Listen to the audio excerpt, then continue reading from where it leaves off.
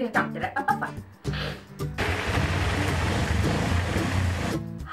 Today I'm going to share an experience of mine with you. So I'm just going to basically sit here, right here, and tell you a story. So you can listen to me for entertainment purposes just because you love me, we're bonded, right? Or, thing is, we all learn a lot from other people's mistakes and our own. So, well, maybe you can learn something from our mistakes. Today I'm going to tell you about my experiences going to Sri Lanka. That place is absolutely gorgeous. My husband and I, we love the place. We will be going there back again and again and again. I mean, we're just not going to stop it just one time. It's not about the place. After a splendid vacation in Maldives, I've made a 3-part video if you are interested in seeing what we went through in Maldives, where we stayed and the resort, the island and all that kind of frequently asked questions. I've answered all of them in these. We were completely psyched about having, just like the icing on the tape, just finishing up the whole vacation deal by having one day in Sri Lanka. I was already preparing for my Sri Lankan one-day vacation when I was back in Maldives itself, because there were a lot of Sri Lankan staff in our resort. I knew where to go and I knew what to do just on a one-day period. And even on the flight, we were just so excited. We kept, there were a lot of books on Sri Lanka. We picked all of that up and we were like, we need to go here and we need to go here and oh my god. And we are like measuring the map and we are calculating, can we make this in one day? And then we decided, let's not cramp a lot of things into one day. We tend to do that and we spoil the whole fun of it because we are just so dead tired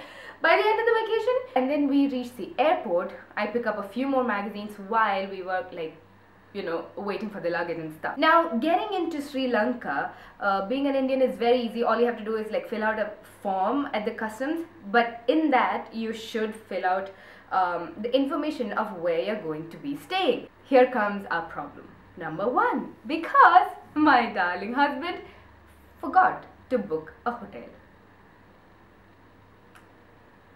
He's just walking into the customs like, this is my place, I'm just traveling to Bombay, I'm from Kerala, like, let me in. And the guy's like, where are you going? And we are like, Sri Lanka. He's like, yeah, but you need to give an address.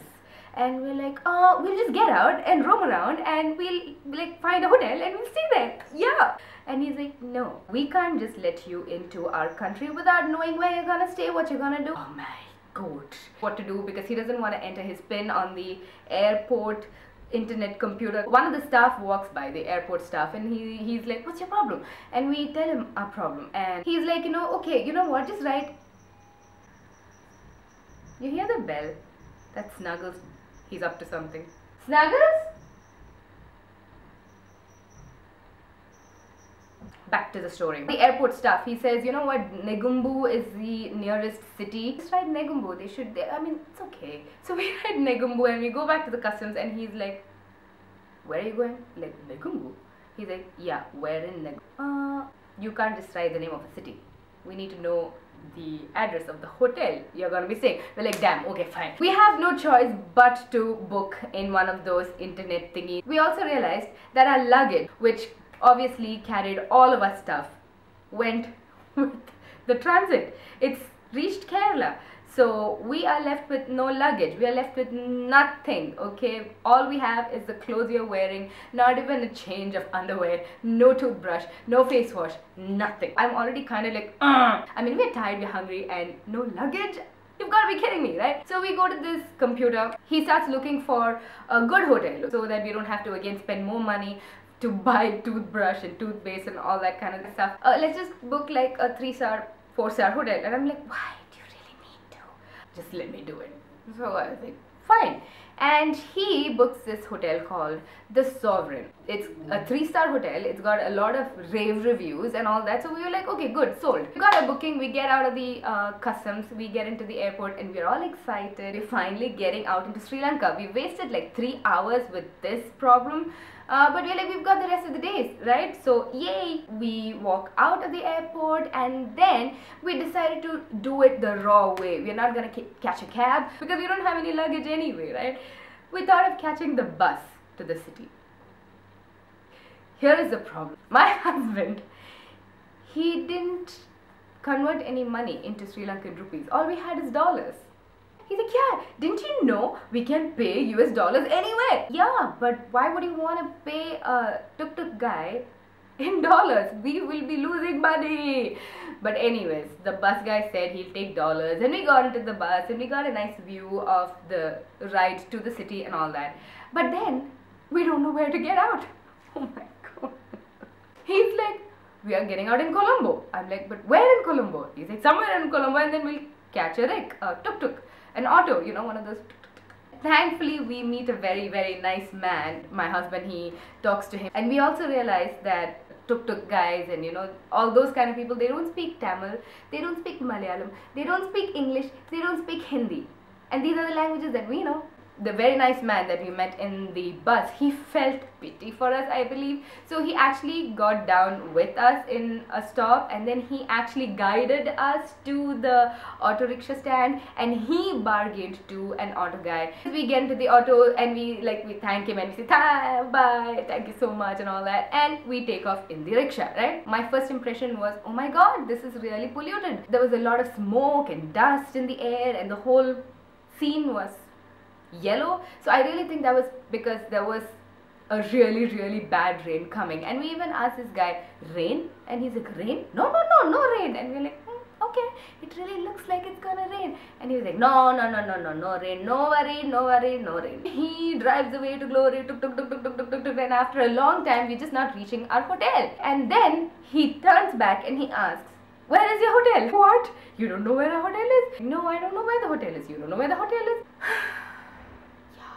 Cutting that long story really short, yeah, he finally takes us to our hotel. We show our reservation, we get the room.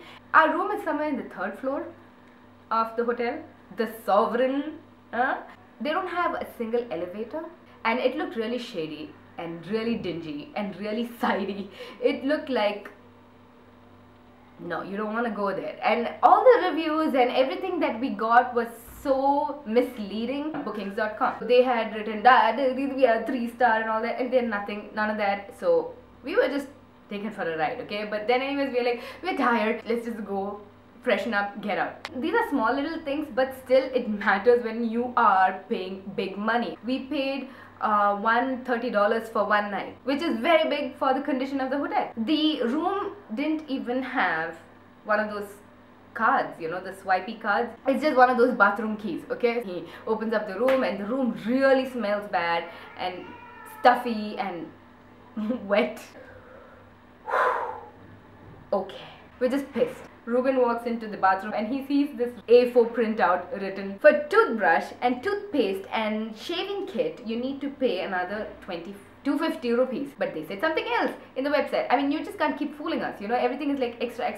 And in the website, they said they even have like a pickup from the airport, which they didn't have either. So we were really furious. We go down just to like sort things out, but Ruben got out of control and he said, okay, cancel. And I was like, what? Yeah, cancel. What? It's already really dark outside. It looks like it's gonna rain. And we don't know where to even catch a cab from. I just want to wash my face and take a bath and, you know, really frustrated. We storm out of the hotel and we're like, gonna give us a cancellation thingy. And he wouldn't even give us a cancellation thingy. But anyways, we asked for it, we get out, we are just walking with my big bag and laptop and camera. We just keep walking aimlessly. We're just walking. In a country where we don't know what is right ahead of us, we're just walking in the middle of the night with really heavy hand luggage. And what do we see far to the right? McDonald's. We go into McDonald's. I was so pissed off at just the circumstances that I didn't even want to eat, but my darling husband, he went and bought one burger for me. Anyway, he packed it up. I was like, no, I will not eat. I even went through an emotional breakdown there. I have to yell at whoever is next to me. So Ruben was next to me. I'm sitting and just yelling and crying. Oh, I'm hungry. Oh my god, I'm so dirty and all that stuff. In McDonald's, in a strange country. Imagine that. And people are all like staring at me and stuff. I'm like, I don't care. I'm not even in my own country. Oh my god. We keep walking and then finally we catch a rig. Ruben finds out from McDonald's the nearest proper 4-star hotel. It's called the Water Edge. So we tell the auto guy, and this guy doesn't know anything, not even like one word of English, okay? Humongous aquariums, fountains and lights, and we get in and the guy at the entrance he says, no, we are booked out because there's some sort of a shogam that was going on, which is like an international summit. So a lot of people, delegates from all over the world have come to Sri Lanka. This is like 8 in the night. We realize that all the good hotels in Sri Lanka are completely booked. We beg him, just one night, give us one night. This is just gonna sound wrong, you know. This guy is with a girl and he's asking for just one night in a room. I mean, they don't know we're married. I pulled him aside and I'm like, say, my wife and I. This guy says, see, there is no way we can give you a room, we're completely booked. He said if you just travel another 10-15 kilometers, there's a whole road of hotels, you know, Taj and Ramada and all those really good hotels. So he's like, just go. And he spoke to the auto rickshaw driver for us. So we start. I'm like, I kill you. 10 minutes into our ride, it starts pouring. I'm talking thunder, lightning, heavy rain, storm, the whole deal. If you haven't traveled in an auto rickshaw during the rain, let me tell you, it is a very, very messy affair because there is nothing that closes the sides of the auto rickshaw. So all of that comes inside. And let me tell you another thing about me. I am scared of everything, which also includes thunder and lightning. It looked like fate was just against us in every single turn. I just busted out laughing and I looked at him. He just busted out laughing. I told him, give me my burger, let me eat it. And we're all wet and cold and I'm eating my burger because I am really hungry. He has some, you know, some rolling thing, some cloth kind of a thing to protect us from the heavy rain. What are we doing in Sri Lanka? I need to be home now. I need to be well fed and well clothed and tucked into bed and sleeping. This guy is like riding really slowly. He's literally dragging his auto in the rain. And we hear honks, beep, beep, beep, because the auto just broke down in the middle of the road. And he somehow, like, you know, does that and gets the auto to the side. Like, can anything more go wrong?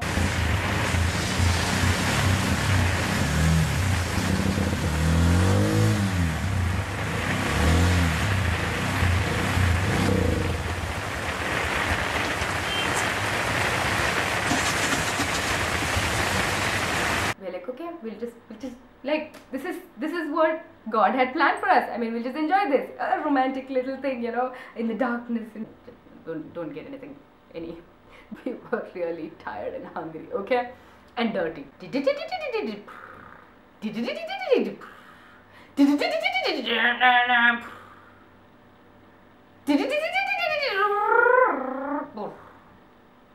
And this went on for 1 hour. Believe me when I say this, I actually even envisioned us being kicked out on the road and spending the night on the rainy road and then waking up in the morning, catching a cab and going to the airport. And even if the auto works and even if we go like another 100 kilometers, what if all the hotels are booked? Because, you know, all of the international delegates had to come and we were also there, you know.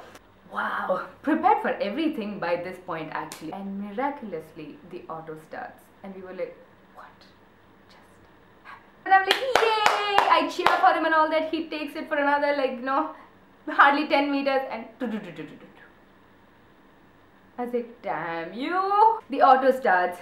It actually runs. Really draggy, really scary. We had no idea what's gonna happen. I think I got over my fear of thunder and lightning that night. We see Ramada on our right and we're like, take it inside, go, go, go. And then we run inside Ramada. Do you have rooms? And they say, yes. Praise the Lord. We actually found a room. Toothbrush and toothpaste and all that. I made a cup of coffee for both of us. Had it and we had planned so many things. I even have a book of what to do and stuff because I was really excited about seeing Sri Lanka, but so far so many things have gone wrong. I don't know if we will end up doing anything, but anyways, I'll keep you posted. But you know what the funny part is? After all that, my husband, he takes a bath, he freshens up, and he actually gets out in the middle of the night to go for a walk. And I'm like, you've got to be kidding me. You've got all that energy still? Like, wow. Honey, you go. I shall take rest. And so that was my one night in Sri Lanka. If you want to know what I did the next day, watching. I hope I didn't bore you. Okay then.